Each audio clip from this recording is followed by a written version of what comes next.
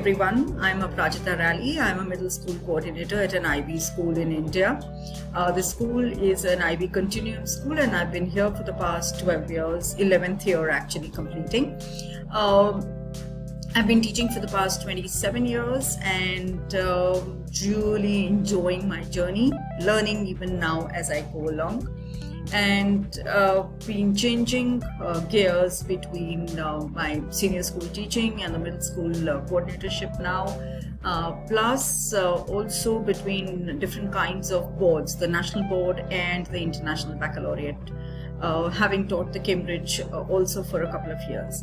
So it's been a wide, beautiful journey, and one of the learnings that one did acquire from this is that we needed to make that paradigm shift from being a teacher-centered system to a learner-centered system. So here I am sharing my learnings and my journey with all of you and giving a few insights as I go along. So the first question that I would start with is talking about learners' agency, since that is the topic that I'm focusing on, learners' agency in classroom and beyond.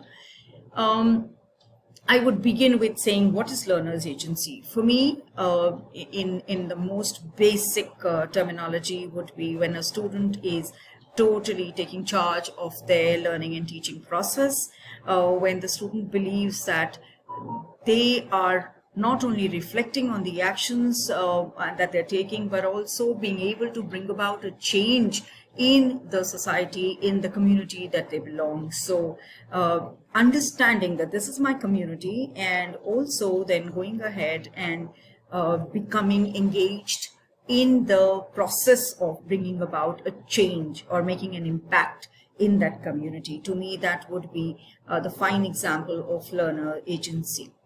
How does this manifest or transact itself is through, voice and choice of students, which is where students become very active stakeholders along with the teachers, and that the teachers do not remain the custodian of knowledge, but it becomes an experiential learning process for both the teachers and the students. Today I will be taking you through how I do that and how we have been doing that in my school, how our students feel empowered, and how our students have been playing an active role in not only understanding the concept but also delivering it to others, level one, and also bringing about a change using social media and other different platforms to be the communicators of or harbingers of the new world. So we go along, as we go along, I would take you through the sample works of my students and tell you also how that has impacted their learning, plus the actions that have brought in a change in the society that they live in. So the few examples that I'm going to be taking you through is one of the SDGs, how students in our school have used the Sustainable Development Goals to be their base of learning, and also then to realize or to evaluate and also reflect upon how much have they been achieved globally, how much can we act upon it locally, how much in our own country have they achieved success, through what loopholes can we plug them right now, which is it that matters to the student body in our school, and how we can sort of progressively work upon them so that grades, and it's not just one grade but grades across, understand the value of that SDG and understand that if worked upon sustainably, what is the positive action that may come out of this, and the students be the voice of change therefore. Coming from the land of Gandhi, where we have grown up listening to be the change you want to see, and we children are the voice of change.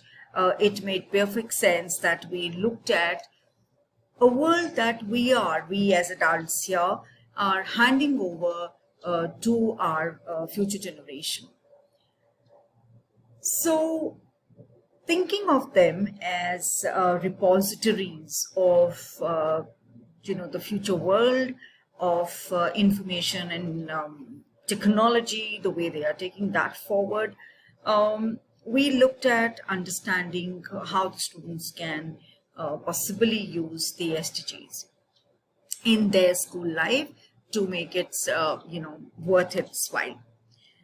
Started looking at the curriculum and non-academic activities wherein we could get the students to focus.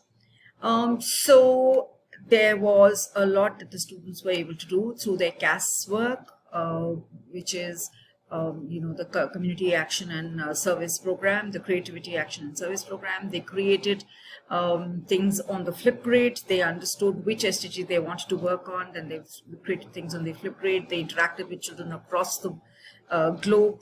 They looked at talking to their local NGO, which is called the Robin Hood Army, which provides food and kitchen centers. It opens up for specific areas where people are not getting what they're supposed to be getting, even in terms of basic food and basic education and all of that.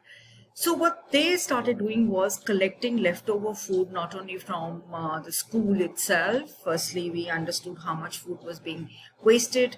So they took that data from the school. Then they started understanding that they could, in ways, gather that food and donate it to this Robin Hood Army, wherein children would be fed. So on a daily basis, several number of children started getting fed through the process.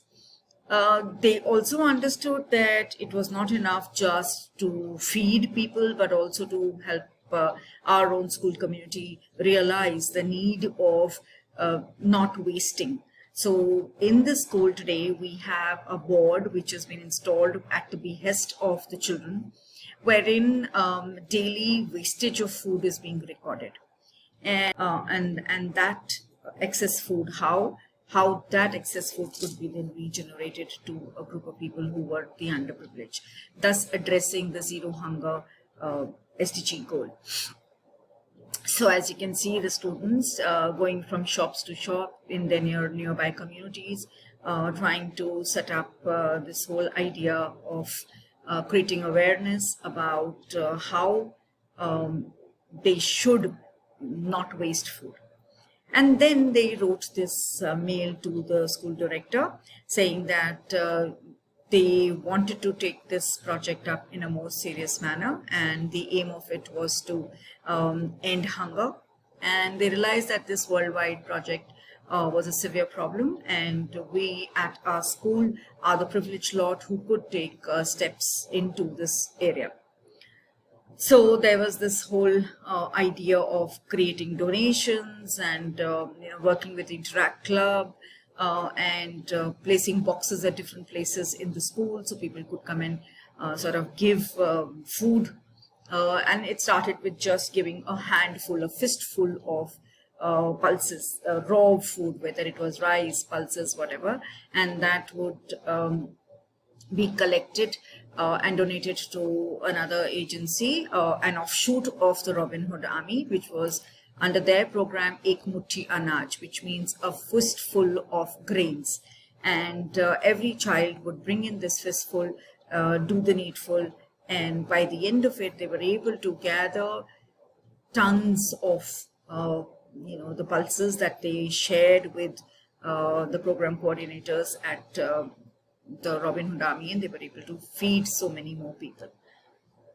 So again, the initiative driven by children. Now, when they are doing this, they understood that to be connected to the project, how do they connect it? So they carried out a food drive. They went from community to community, being with children, addressing their needs, looking at something called teaching them, feeding them. So they named it the academic drive. They talked about the food drive, and then they shared this information globally with students across in different parts of the world. So they learned and they taught, becoming sort of the voice that should be heard and followed right through. This was something that was very effective, very productive, and very enabling and empowering for the students. My role here was just to sit back and guide, and at times just to sit back and just enjoy what the children were doing. So another one of the things that I actually take a lot of pride in is my community service activities and the club leadership that my students have taken through. So this is where we talked about grouping of students. We allowed them the voice to choose which group they wanted to be working for. It was a mandate that they had to be associated with some kind of community service program, but the one that they wanted to choose would be their own choice. And so this is how the project actually started about 2 years back. It saw its own dynamic, changes within itself and evolved itself right through the pandemic. And how we are functioning now on this very program is a totally different setup. So children talked about choosing programs between animal shelter or environment, one particular SDG that they wanted to speak of only. So it's like the Sdg Club that they started. And we created those 5 to 6 groups where students were working with. Some of them were working with the deaf and the dumb, some of them were working with underprivileged children, some of them focused on the needs of the animals or even the elderly.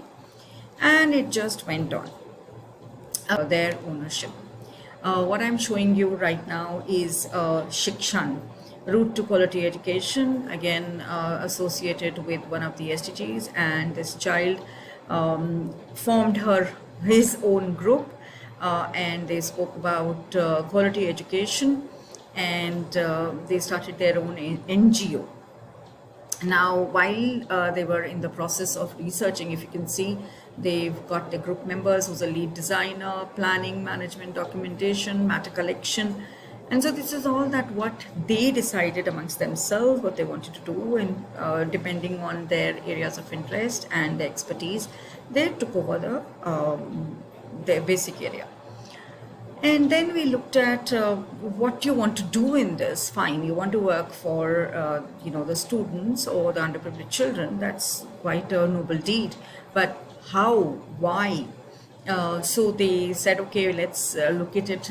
These were history students, so they said, let's look at it from a research point of view. Identifying the cause, identifying providing a solution to the problem that they've identified. Again, in a very local way, identifying an issue which is a global issue, but looking for its solution at the local level.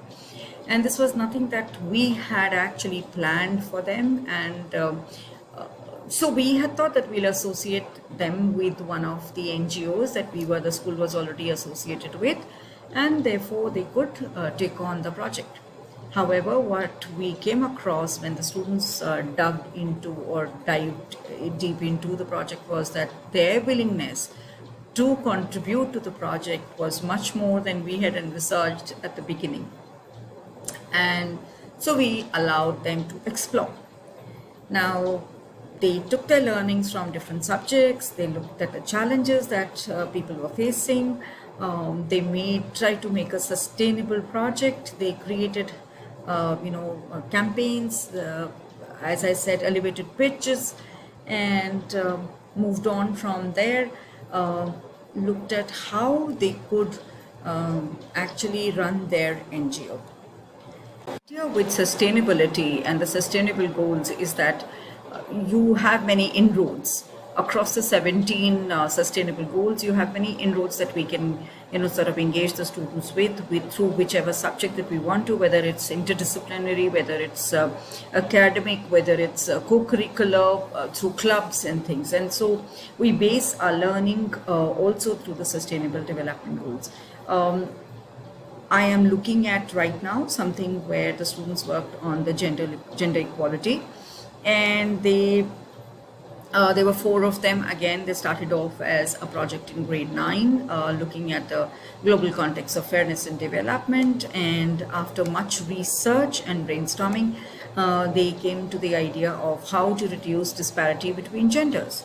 And the surprising thing was, so they worked with through activists. They looked at the various challenges that they were coming up with.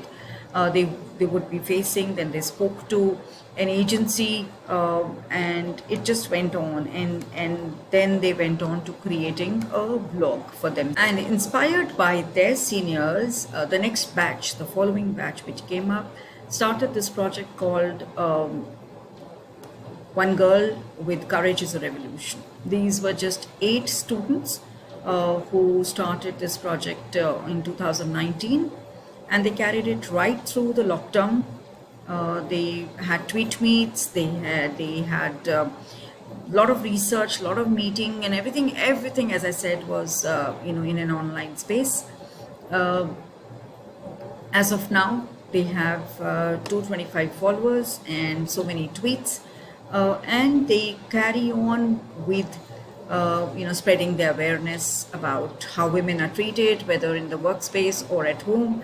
They also associated themselves with a social legal firm called Ilham, and so it was about not only generating any kind of an awareness for others, but also first educating themselves.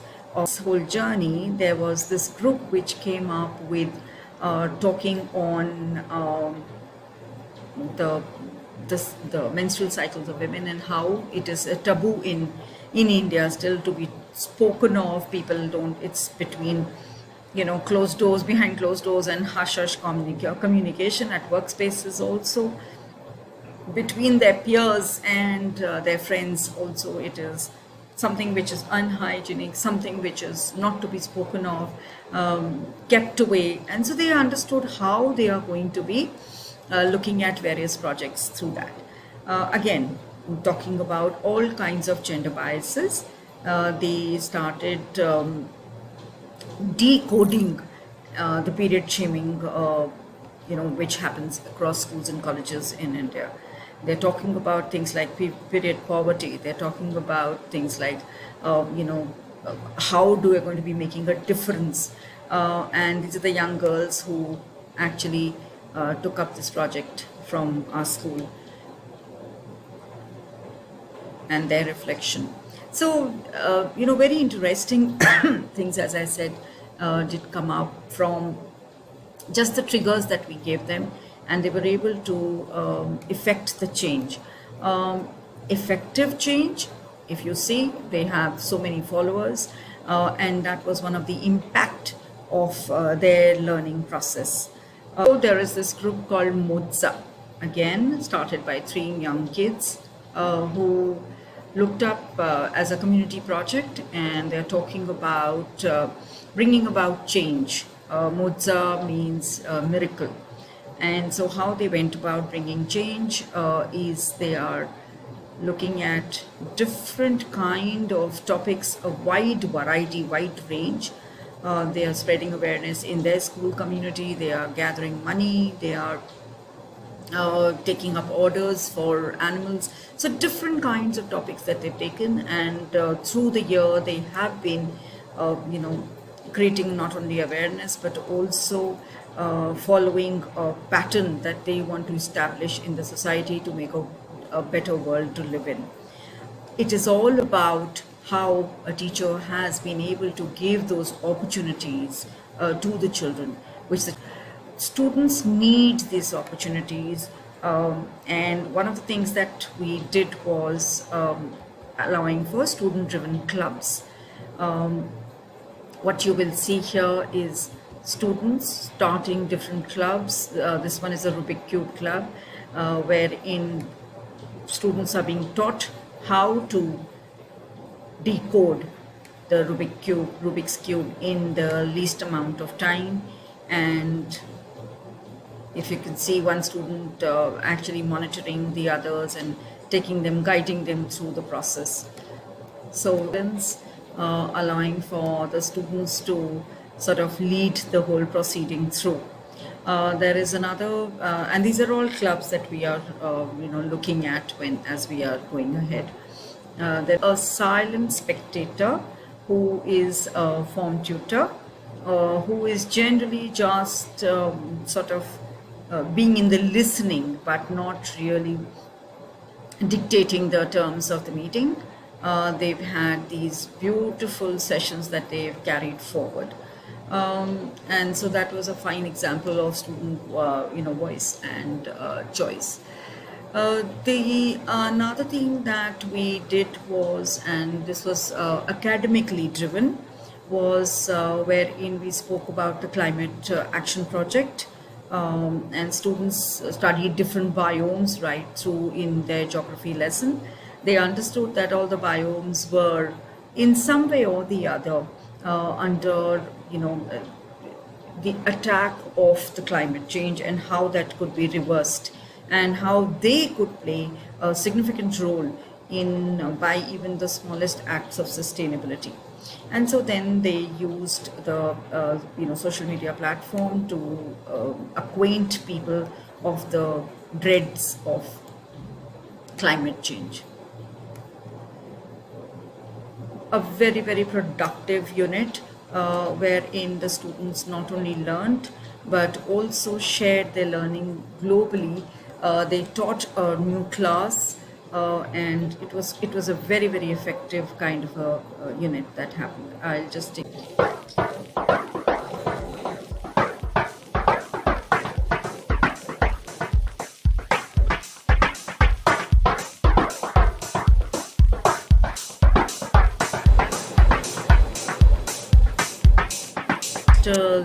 Videos, setting up their goals, engaging with the global project, and talking about issues that are so important to to the environment today, to the world that they live in today, and how they can then therefore bring about positive change in that world. What you saw so far was largely through projects and student-led initiatives.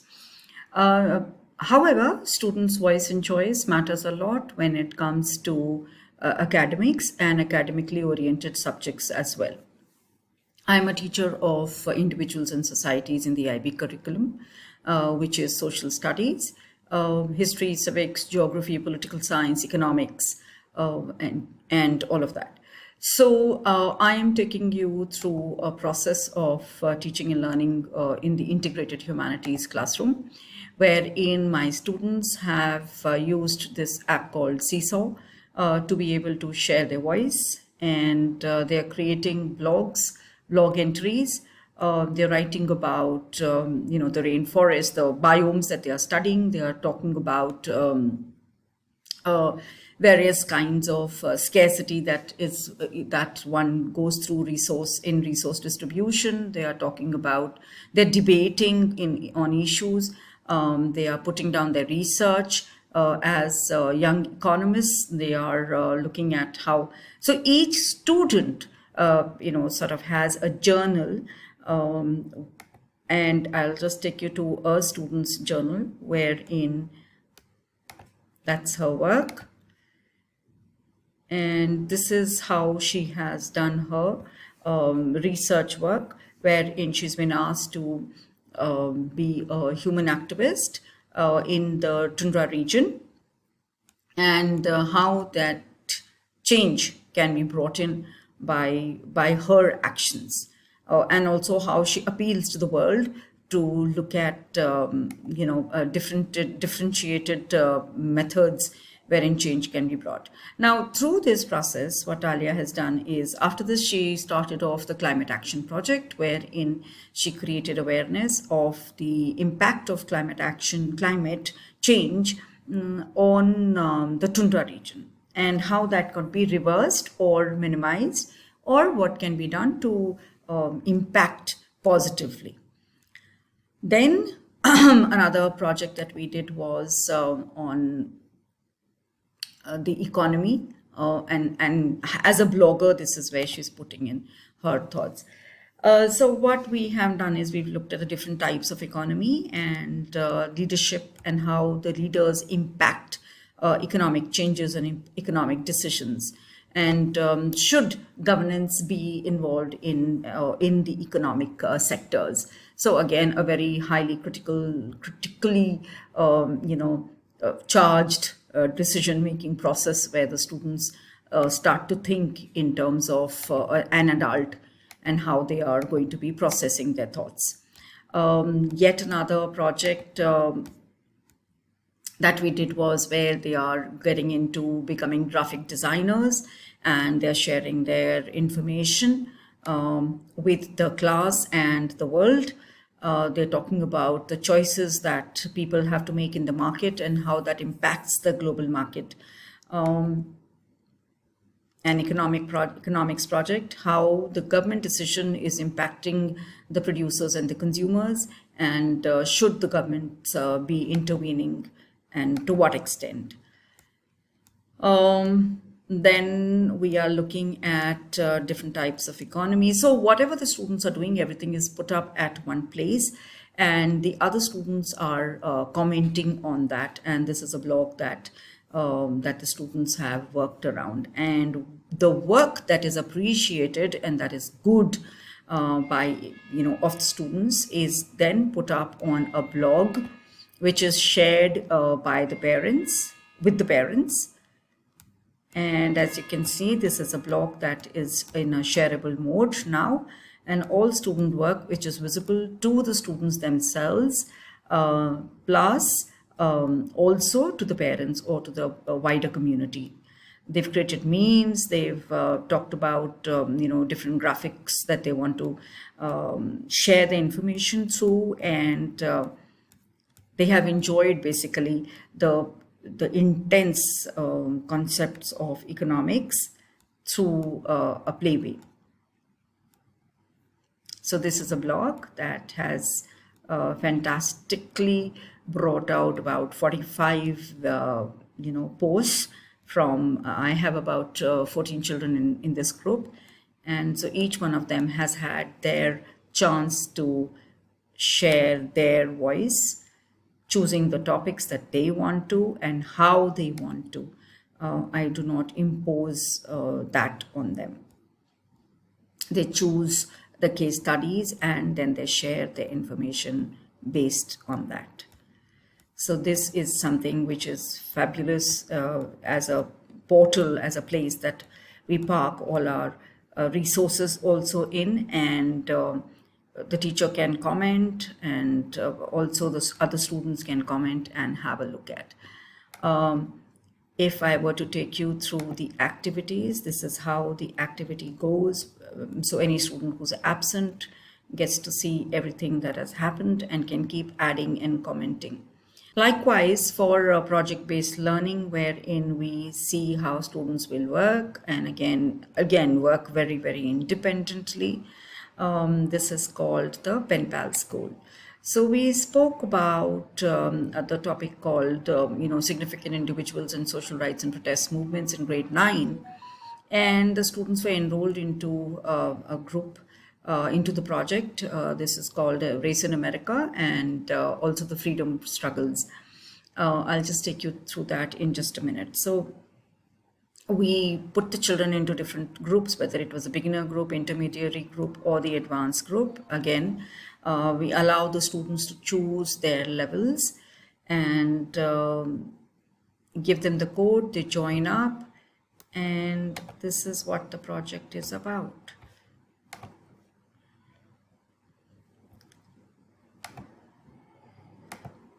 So they start with associating with different kinds of children, different children from across the world. And then they talk about in depth about the topics that they have to cover in the year. And at the end, they look at a solution-based thing or a reflective process. This is a teacher's dashboard. So I have my students enrolled in different projects. And so if I were to look at here, So they are given reading levels, and after the videos, they are given these critical thinking questions or even recall questions, depending on the level that the child is supposed to be at. Until the child crosses one level, the next level will not be taken forward. And they have to, at every stage, engage with some kind of question answer, which comes from even the pen pals. So if I have I'm working at one significant level, I have to share my responses with pen pals, and only then will I be able to move forward. The 27 years, in fact, the 28th year now of teaching and learning, I have learned that my students are better teachers than I could ever be. One. Secondly, that I am never going to be owning any knowledge. It has to come from my students, and if that I'm not able to, then I'm failing them. 3. The rate at which the technology is changing today, we need to let the student agency plan for ourselves, for themselves more than us. So even to co-create, assessment criteria or assessments, or look at the big ideas, we need to allow our students to take lead and leadership. It's okay for them to establish their identity, their voices. It's okay for them to choose how they want to represent their personal expression, their cultural orientation, because the world is changing rapidly, and so must we. Thank you. It's been a pleasure just taking you through what my students have been doing. Get in touch if there is anything that I can help you with, or that you think was not quite proper and could have been done differently. I'll be very happy to receive feedback. Thank you.